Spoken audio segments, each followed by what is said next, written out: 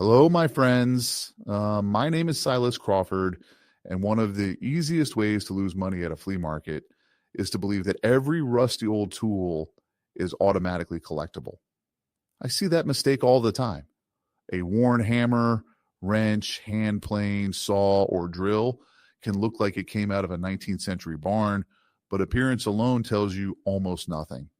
And the same basic tool can be worth $5 in one version and several thousand in another. The difference comes from the maker, the exact model, the production era, the patent, the condition, and whether the original parts are still there.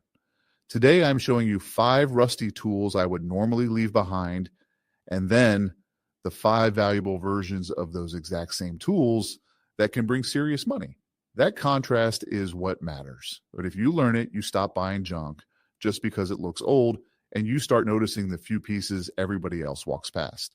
Now, before we begin, tell me which old tool shows up most often where you live. Hammers, wrenches, planes, saws, or hand drills? And stay with me through the plane and wrench sections, because those are the 2 categories where the difference between ordinary and exceptional can literally be thousands of dollars. Here's the rule I use before I buy anything. First, find the maker. An unmarked tool or a generic store brand usually starts at the bottom. Second, identify the model and era. A famous name by itself is not enough. The same Stanley pattern can be worth $30 in one period and several thousand in another. Third, look for a model number or patent mark. PAT, patented, and old patent numbers are clues that can separate a common tool from a scarce design. Fourth, inspect condition. Surface rust does not scare me. Deep pitting, cracks, missing parts, replacement handles, or metal that has been ground away do. Quick favor before we start comparing trash to treasure. If you like learning exactly which old tools are worth grabbing and which ones are better left on the table, subscribe to the channel. Every week, I break down makers, patents, model numbers, eras, and the little details that separate a $5 rusty tool from a collector piece, and the next valuable one may already be sitting in your garage. One more rule before number 5, do not restore a potentially collectible tool before you identify it. Do not sand it bright, repaint it, strip old Japanning, or replace a handle just because the old one looks ugly. Original finish, original wood, original hardware, and even honest patina can be part of the value.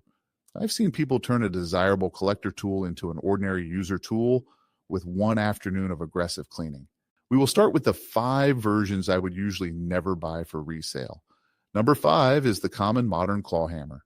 I am talking about the ordinary mass-produced hammer with no meaningful maker mark, a fiberglass or steel handle, perhaps a rubber grip, and rust that does nothing except prove it was left in a damp shed.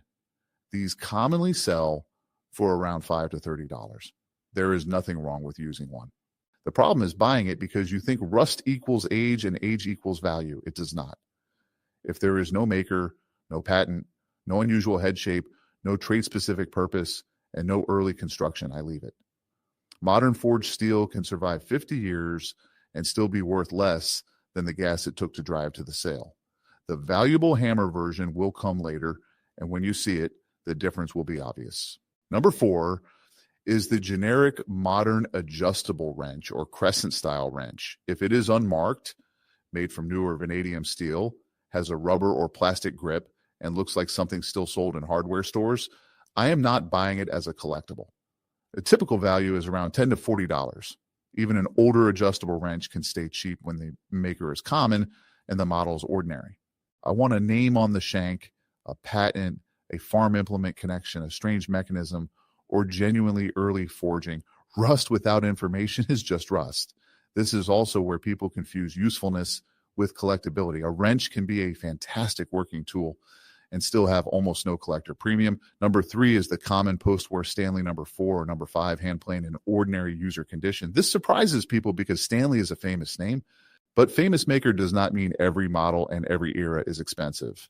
A common post-war number 4, smoother or number 5 jack plane with average wear, replacement parts, missing finish, or heavy rust often lives around $25 to $50.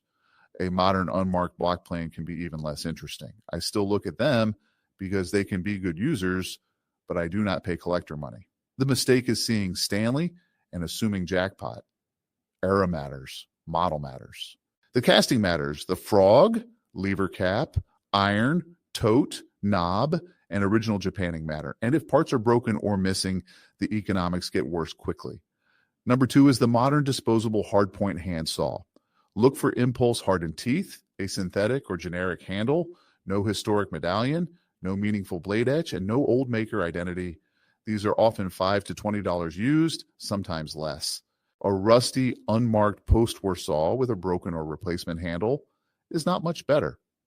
Again, it may cut wood just fine after sharpening if the teeth allow it, but collectability is a different game. A valuable antique saw usually gives you several clues at once: original medallion, old maker, premium handle, blade etching, early hardware, and a form associated with a recognized model. If those things are absent, I'm not buying the saw, hoping rust will create value. Number 1 on my never buy side is the generic modern hand drill or brace. A rusty egg beater drill with no maker, broken gears, missing chuck parts, or a generic damaged brace usually sells around $10 to $40. If the gear train skips, the side handle is gone, the chuck is frozen, or the wood has been replaced badly, I walk away unless I need it for parts. This category tricks buyers because old drills look mechanical and complicated, so people assume complexity means rarity. But millions were made.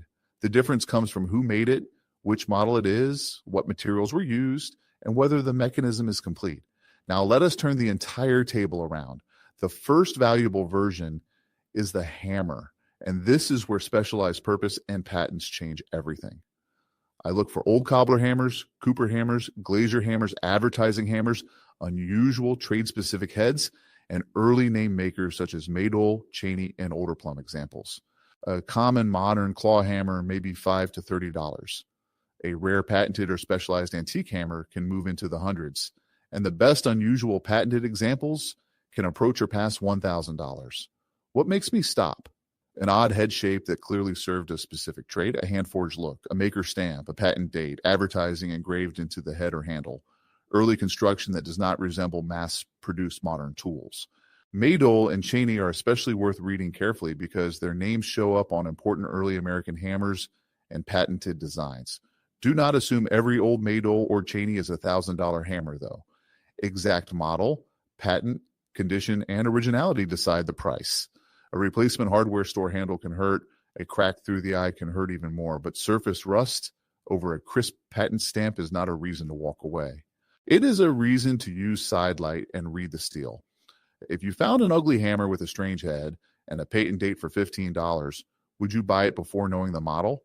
Tell me below, because that is exactly the decision this video is designed to improve. The second valuable version is the wrench, and this is one of the 2 categories where the word thousands is completely real. I want implement and farm wrenches tied to recognizable machinery, rare patented adjustable wrenches, early monkey wrenches from names such as Coe's, and any unusual wrench carrying a clear maker plus patent.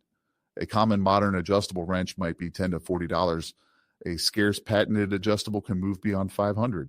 Rare implement wrenches can go far higher. The category ranges from around $20 for ordinary examples to many thousands for true rarities, and a rare John Deere implement wrench has reached roughly $15,000. That does not mean every green painted wrench or every John Deere mark is worth that. The exact pattern and scarcity are everything. I look along the shank for a maker, implement company, patent number, size, and casting details. I study the jaw mechanism and whether the forging looks early. I also watch for old blacksmith-like construction because some implement tools were made in forms that look crude beside modern chrome wrenches.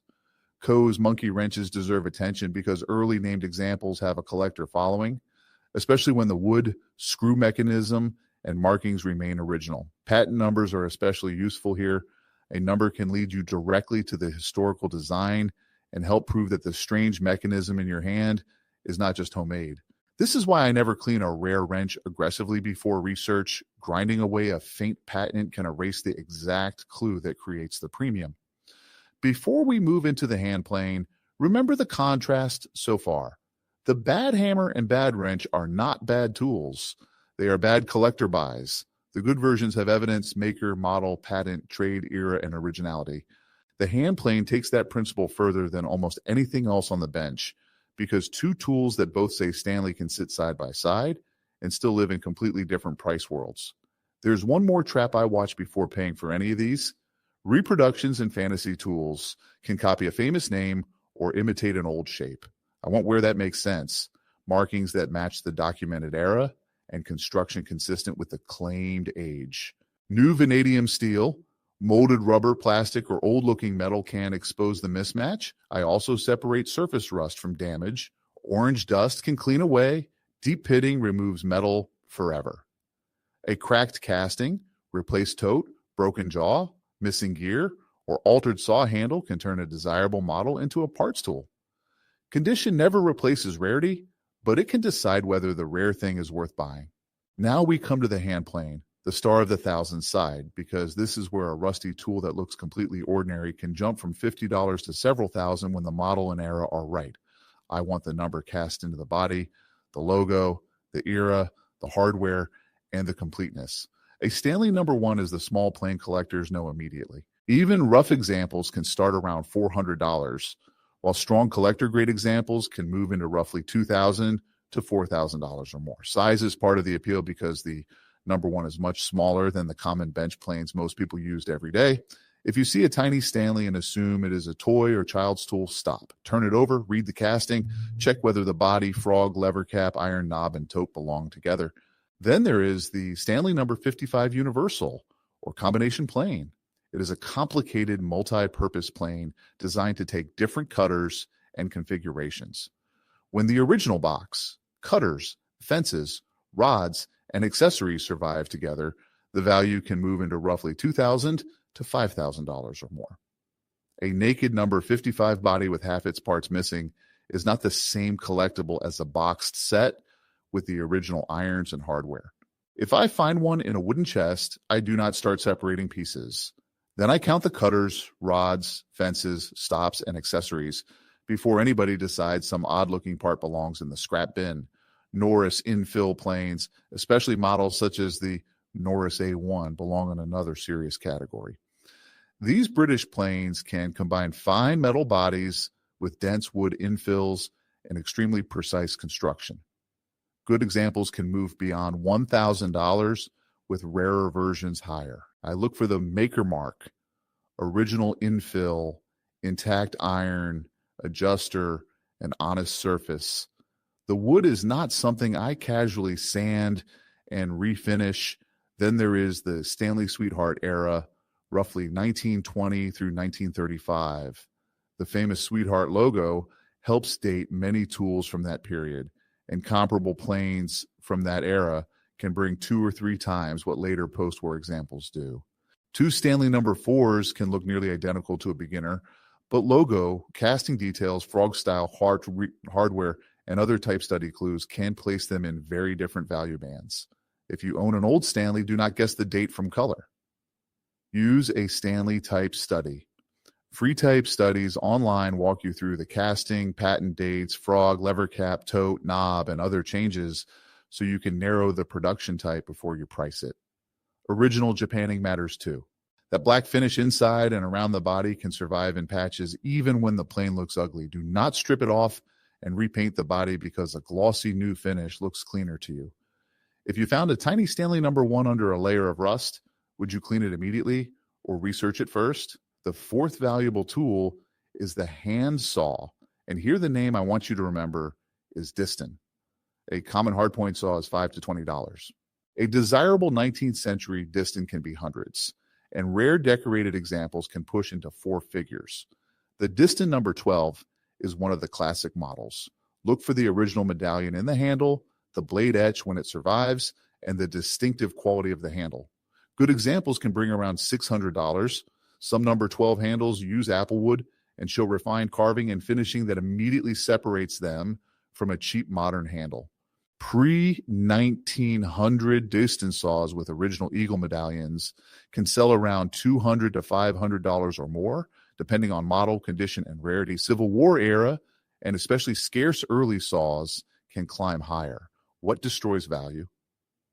A badly replaced handle, missing medallion, aggressive sanding that erases the blade edge, deep pitting, shortened blade, or teeth altered beyond recognition. Surface rust is one thing. Rust that eats the etch and plate is another. I never start with a belt sander or wire wheel on a potentially good saw. I want to reveal information, not erase it. The handle is just as important. Original screws, medallion, carving, wood species, and shape all help identify the saw. A replacement handle may make the tool usable, but it can cut the collector premium dramatically. And if you see an old eagle medallion, do not assume every eagle is the same. Metal designs changed over time, and those changes are part of dating. This is another category where a focused reference guide can save you from both overpaying and underselling. At the fifth valuable tool is the hand drill or brace. On the cheap side, we had the anonymous rusty egg beater with broken gears. On the good side, I look for Miller's Falls, marples, rare braces with brass and fine wood, and unusual early mechanisms that are complete. The Miller's Falls No. 2 egg beater drill is a classic collector and user piece. Look for Miller's Falls markings, intact gears, original handles, a functioning chuck, and smooth operation. These usually live in the collectible rather than fortune category, but better versions and complete examples can bring solid money compared with generic drills. Marples and other makers produced high-grade braces using brass frames or brass hardware with fine hardwood, sometimes rosewood or other noble woods. Better examples can land around $500 to $1,000 or more, and rare exceptional pieces can pass that threshold. These are not tools I toss into a bucket with ordinary braces. I look for maker marks, brass that appears original rather than newly plated matching wood, original chuck components, smooth ratchet or brace action when applicable, and construction that agrees with the age. Missing gears or a replaced pad can hurt.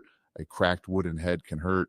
But a complete early brace with beautiful brasswork and original wood can attract both tool collectors and people who simply appreciate workmanship.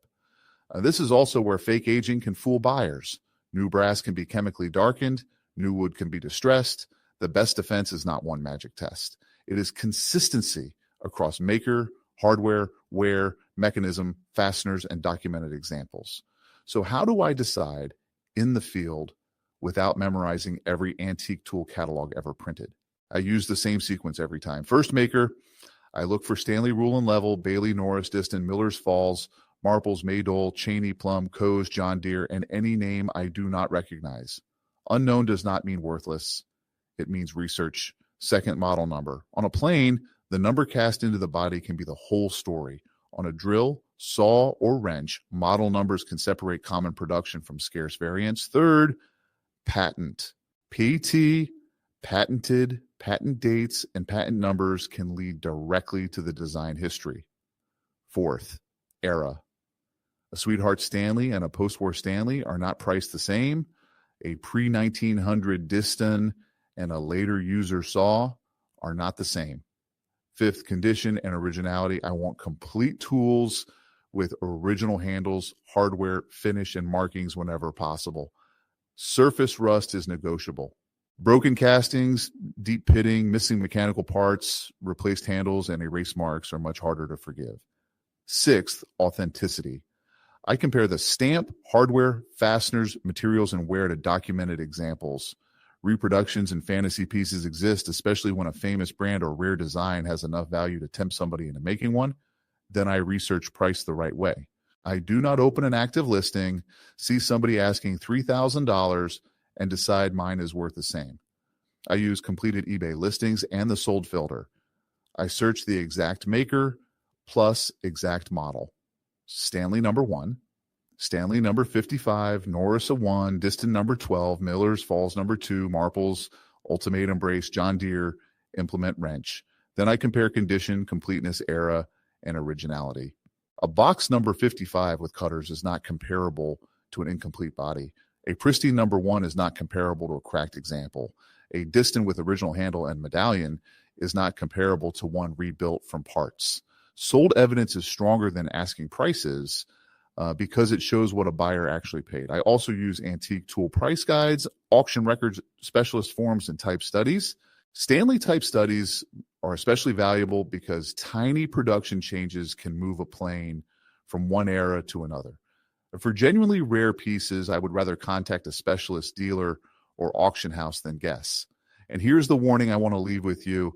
Do not restore first and research later. If you find a possible Stanley number 1, a complete number 55, a Norris, a scarce distant, a patented implement wrench, or an unusual early hammer, stop. Photograph it. Read every mark. Document the condition. Do not sand away Japanning. Do not repaint cast iron. Do not wire wheel a blade until the etch disappears. Do not replace an old tote or hammer handle because a new one looks nicer. Do not polish brass until every trace of age is gone. And collector value often lives in the original surface you are tempted to remove. If the tool turns out to be a common user, you can clean it later. You cannot put original finish back once you destroy it. Values in this video are ranges, not promises. Maker, model, era, rarity, completeness, and condition can change the market dramatically. Most common rusty tools are inexpensive. The thousands belong to exceptions. The right Stanley, Norris, patented wrench, rare implement tool, or similarly scarce piece. Hammer, saw, and hand drill categories usually anchor in the hundreds, with exceptional rarities reaching or crossing 1,000. The plane and wrench categories are the strongest true thousands examples in this list. That distinction is important because I would rather teach you to recognize one real treasure than convince you that every rusty toolbox is a retirement fund. So the next time you see a table full of old tools, do not ask, is it rusty? Ask, who made it? Which model? Which era? Is there a patent? Is it complete? Is the finish original? Those 6 questions will save you more money than any amount of antique-looking dirt. And now I want to hear from you. So which of these 5 would you be most afraid of walking past without recognizing? A John Deere implement wrench, a Stanley number 1, a box number 55, a distant number 12, or a Marples ultimatum brace? Tell me below. The difference between junk and treasure is often not age at all. It is one model number, one logo, one patent, and one person who knew enough to look before buying.